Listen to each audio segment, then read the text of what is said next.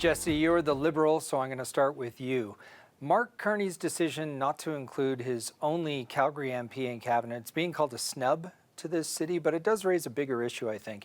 Is the fact the Prime Minister didn't appoint both of his Alberta MPs to cabinet a sign that maybe he isn't taking the threat of separation as seriously as he should be?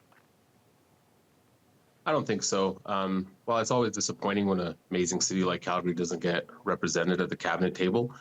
One thing that we can rest assured on is that the province is well represented with Minister up in Edmonton, Eleanor Olszewski, and that Calgary will have influence. I think with the member that we have here in Calgary Confederation, Corey Hogan, he's going to be having an influence within the decision-making tables across the whole of government. I expect and believe that he's going to be working with all ministers staff, other officials to ensure that they're all delivering on the needs of the province. Erika, what do you think? Does the Prime Minister's omission of Corey Hogan from his cabinet say anything to you about how seriously he's taking the threat of separation? Well, I just don't know if I would say that the appointment of a minister one way or the other means he's taking separation seriously. I think there's a clear list from the Alberta Premier what that looks like. So we'll see in due time. I will give him credit. I think that Tim Hodgson, the Minister of Energy and Natural Resources, was actually a good sign to Alberta. So hopefully that's a healthy relationship. I live in Edmonton Centre, so I have had a minister under the Liberal government supposed to be an advocate for Alberta and a voice, and that wasn't the case. So just because you put a minister here doesn't mean that that's going to translate to showing that you care about Alberta. And I was actually surprised. If I was going to bet on which Liberal MP was going to get into cabinet, I would have put my money on Corey. So that was also a surprise of the two, which one he decided to put into cabinet. Jessie, Erika raises the potential for the Prime Minister to take action to signal how serious he is about some of the grievances that are fueling this surge in interest in a referendum. Danielle Smith has issued that list of demands, and she thinks if Carney can meet them, that appetite for a referendum will wane. Do you see him meeting those demands or making any kind of deal?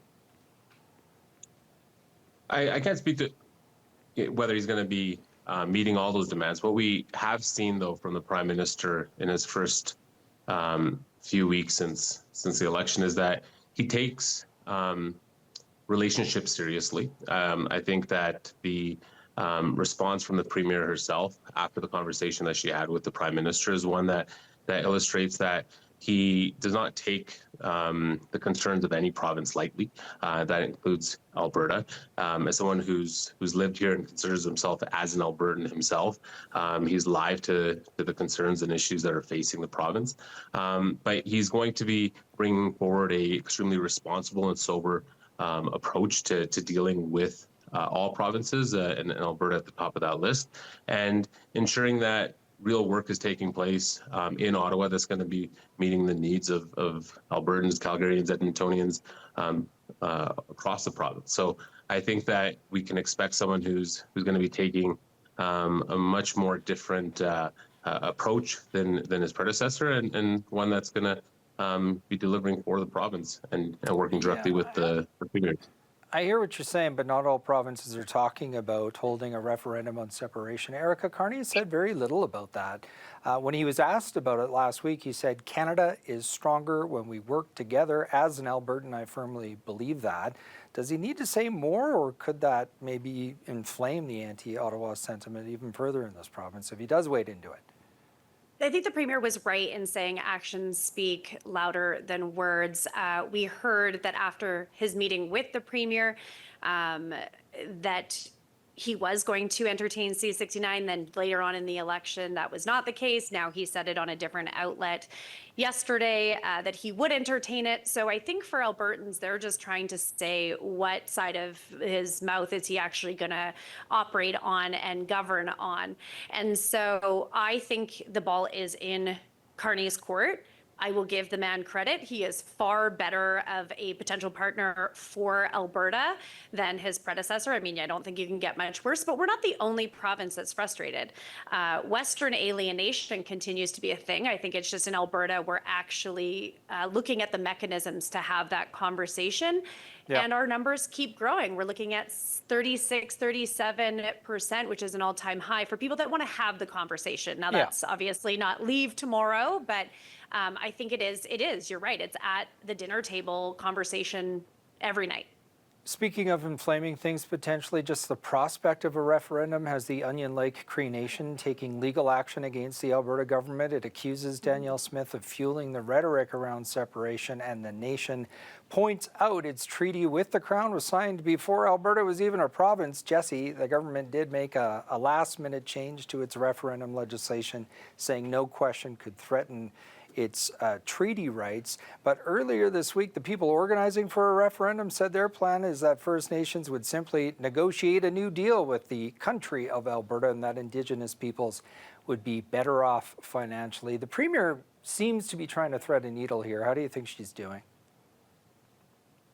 I think she's acting very irresponsibly. I think the conversation of separation is one that's definitely destabilizing as a result, something that is extremely irresponsible and could have the potential of being something very dangerous for Albertans and the country as a whole. When we're facing tariffs from the United States, the entire world is thrown up in chaos with respect to the president's trade policies. To now introduce a concept of or even the conversation of separation here in Alberta is having an impact on businesses, on attracting investment. Investment does not flow where instability is reigning supreme, and that's what's taking place here in the province. We are hearing that from the business community now, concerns about a referendum potentially scaring investment away. That separatist group that made a point of putting the Premier on notice, insisting they represent the base, that's the same group that forced Jason Kenney out briefly, Erika. Is Danielle Smith's leadership in jeopardy here? No.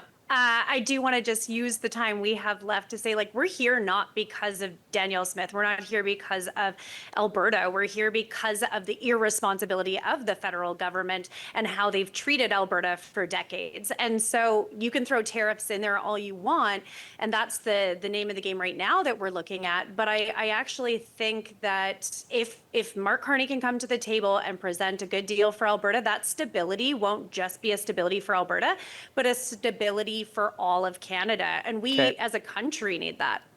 We'll have to leave it there. Appreciate the conversation. We know it will continue.